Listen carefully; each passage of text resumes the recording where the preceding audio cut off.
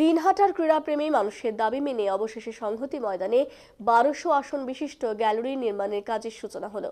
শুক্রবার দুপুরে দিনহাটা সংহতি ময়দানে এক অনুষ্ঠানের মধ্যে দিয়ে গ্যালারি নির্মাণের কাজ সূচনা হয়।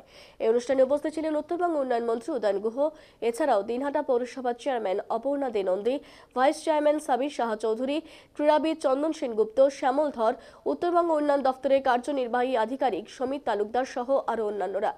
জানা গেছে, উত্তরবঙ্গ উন্নয়ন দফতরের অর্থানুকূল্যে ২,৬৭,৪২,০০০ টাকা ব্যয়ে ওই গ্যালারি তৈরি করা হচ্ছে।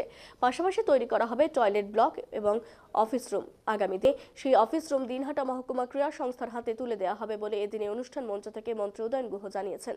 এদিন এই অনুষ্ঠানে বক্তব্য রাখতে গিয়ে তিনি বলেন, আগামী দিনে দিনহাটা সুইমিং পুল তৈরি করা হবে এবং মহারাজা নৃপেন্দ্র নারায়ণ স্মৃতি পাঠাগারকে নতুন করে সাজিয়ে তোলা হবে। এদিনের এই অনুষ্ঠান মঞ্চে দিনহাটার বিভিন্ন সংস্থার পক্ষ থেকে উত্তরবঙ্গ উন্নয়ন মন্ত্রী উদয়ন গুহকে সম্বর্ধনা জ্ঞাপন করা হয়।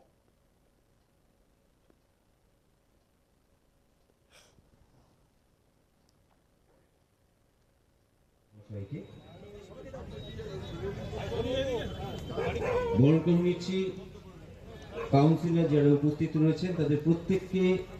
মুখ্যমন্ত্রী মমতা বন্দ্যোপাধ্যায়, যিনি উত্তরবঙ্গের উন্নয়নের জন্য প্রতিনিয়ত চিন্তা ভাবনা করেন, তার সেই চিন্তা ভাবনাকে বাস্তব রূপ দেওয়ার জন্য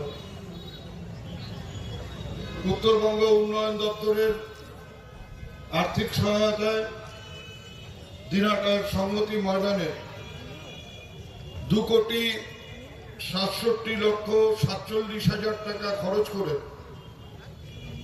আমরা মাঠের দক্ষিণ প্রান্তে দুটো গ্যালারি করছি। আজকে তার কাজের শুভ সূচনা।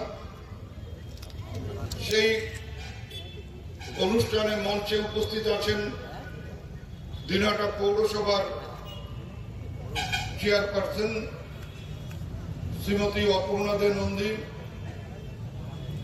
আছেন উপপৌরপিতা সাবির শাহ চৌধুরী সহ মুখ্যমন্ত্রী মমতা বন্দ্যোপাধ্যায়। আপনারা আমাদের এক্সিকিউটিভ ইঞ্জিনিয়ারের মুখে শুনেছেন যে গ্যালারি হবে সেখানে ১২০০ দর্শক বসে খেলা দেখতে পারবে। এটা একটা দিনহাটার সমস্যা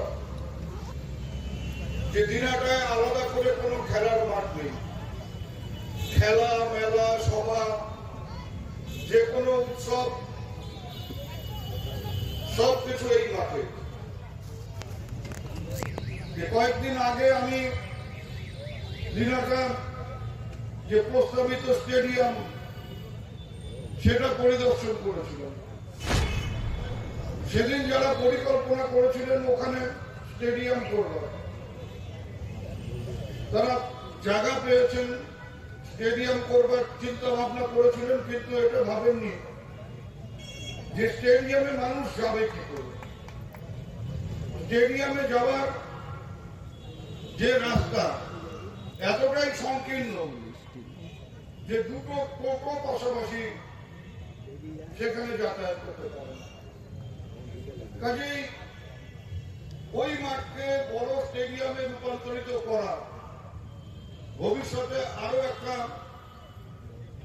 সমস্যাকে আহ্বান করা। আমরা এখানে গ্যালারি করছি, চন্দনদা বলছিলেন চেয়ারের কথা। আজকে আমি যে চেয়ারটায় বসে আছি বা বসবার সুযোগ পাচ্ছি, ডাক্তারবাবুরা, ইঞ্জিনিয়ার সাহেবরা, মাস্টারমশাইরা, প্রফেসররা, তারা পড়াশোনা করে পরীক্ষা দিয়ে